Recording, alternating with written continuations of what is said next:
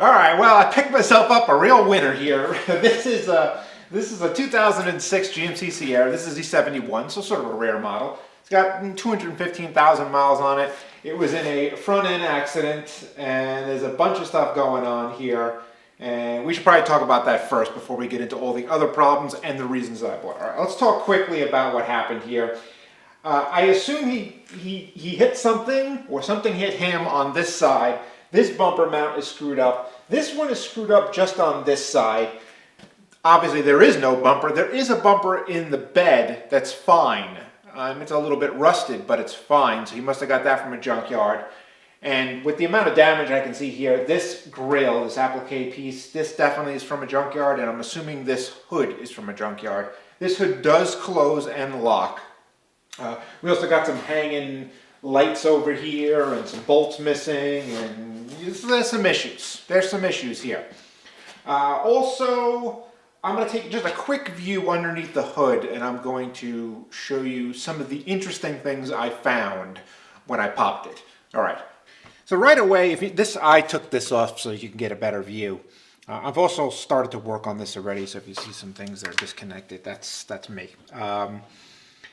Now, one thing that should be here that isn't, that I did not take off, is there's a shroud, and it covers a fan that's connected to this 5.3.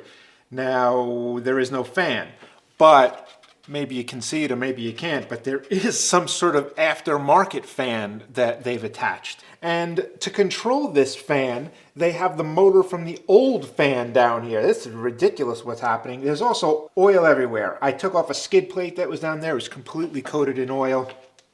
But the interesting thing is that the transmission inlets are brand new. So they crunched up, and the oil cooler is disconnected. That is an issue there. Well, it's not really an issue. You can run it without an oil cooler. It's not that big of a deal. And that's why it's probably disconnected, because it doesn't really matter too much. But it did break off. So, yeah, I mean, I think it's clear what happened here and why there's oil everywhere is that the oil cooler line's broke and the transmission line's broke, sprayed stuff everywhere, and it burnt up. Now, he did put a new radiator, which is really nice, but we're missing some more parts here. It ran. It starts up great. It's totally fine, but yeah, it's not like full-time use ready, I would say. It's also not full-time use ready because we got a ton of other issues that I will talk about now. All right, so it's underneath the hood, kind of aesthetic, but there is a lot of weird stuff happening. It's not going to keep it off the road, though. The thing that is going to keep it off the road is transmission is totally blown. It's got no reverse and no second gear. Now, it's a 4L60E. If you know anything about these transmissions, there's millions of them out there. This is kind of a classic problem with them. There's something called a sun shell. The gears strip out of the shell, or the whole piece just breaks off, and that causes no reverse and no second gear. So I assume that's what's happening, and we're going to try and fix it. We're going to try and fix it. We're going to try and pull the transmission, and we're going to break it down. We're going to confirm the issue. We're going to put a new sun shell in there, and put it back together and put it back in. I mean, it's a big project for someone, for one person, obviously, without a lift. It's it's not easy, but I think I can do it. So that's what we're going to try. The other thing that's wrong with it is this kind of secondary, to be honest with you, because if we can't fix the transmission cheaply, is it really worth it to keep on going with this thing? That's the key to this whole job. But yeah, if we can get it fixed, it needs new fuel lines. The fuel lines, if the transmission's out and they're rusted, you should change the fuel lines. Rear main seal, got to be changed if you're going to take out the transmission, so we're going to have to do that. It's also got no brakes. That's an issue. Now, the brake lines are new, but the pedal just goes right to the floor.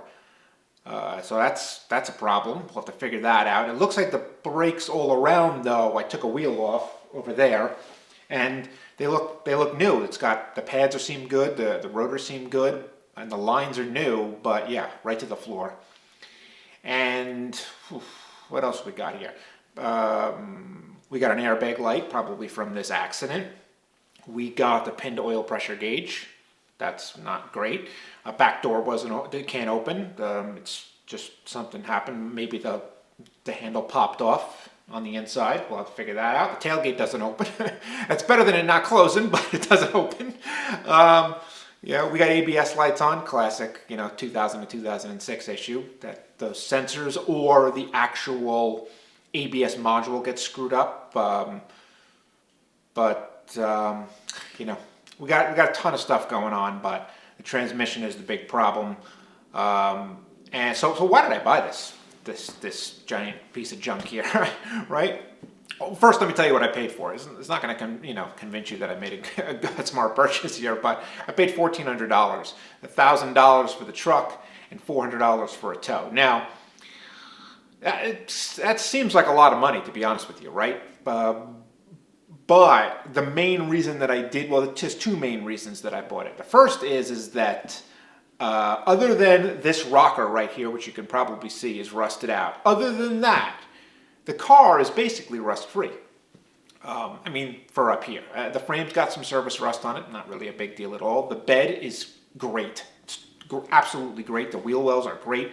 This side is great over here. You can see a little spotting, but no holes, no rotted out stuff. So it can be prevented from rotting out. You can do that once you start getting holes. It's a pain, but if there's no holes, you can sand and you can patch a little bit and you can paint it. And there's no big dents anywhere. Now, other than this whole problem right here, everything else is really nice. The doors are straight. There's no dents. It's really, I look down this line right here and things looking great. So it's very difficult to find one of these in the condition it is in, not including this and not including that. Even the rocker, honestly, is rotted out, big deal. You can just cut that out and drop a new rocker on there. The cab corner is kind of the real big one. But the rocker's not bad. You can just buy a patch, put it on there and paint it and you'll be fine. So that's the kind of 60% of why I bought it. The other 40% is that I still have a 2004 Suburban. If you watch some of my older videos, you know that I bought a 2004 Suburban. I had 78,000 miles or something on it. I bought it from my friend for $800. It needed a whole ton of work. I bought about $500 in parts. Can't even tell you. I probably put about 60 hours into it, fixing it up, and having it pass inspection. I put about 6,000 miles on it, and I started to smell some gas, and I was like, you know what? I can't do it. Because the car is just rotted out completely. Every panel, my friend Zach did probably 60,000 miles of guiding. He's a fishing guide. 60,000 miles in 2 years.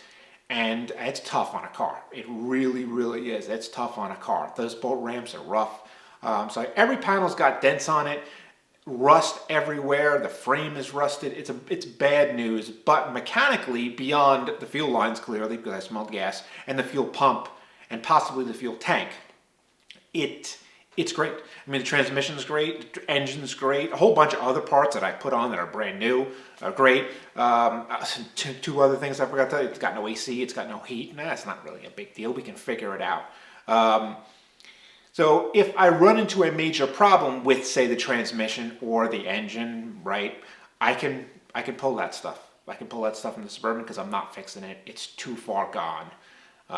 So yeah, and look, I got an O2 sensor code on this. Now it's the O2 sensor from the engine side, which is the good code. That's the good one. If you have it on the other side of the catalytic converter, forget it. You need a new catalytic converter. If you're going to buy one of these things used and you put a code reader on it and it comes up with a code for an O2 sensor after the catalytic converter, pass on it, because you're going to spend a whole bunch of money on a catalytic. You're going to spend $1,000 or something on a catalytic converter, and it's a nightmare getting the old one off. It's which you're going to see because we got to get it off to get the transmission out. There's no taking the transmission out without taking out the catalytic converter. So yeah, so we got a Suburban. It's got all the parts we need. Mechanically, it's exactly the same. They are exactly the same. Everything is the same. Transmission is the same. Everything is the same.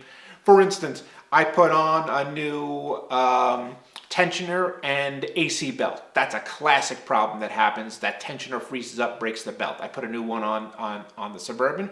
This probably needs it too. Yeah, there's no belt down there. There's no belt. So the tensioner froze up. We could just take that off the Suburban, drop it on here. Doesn't stop the Suburban from running.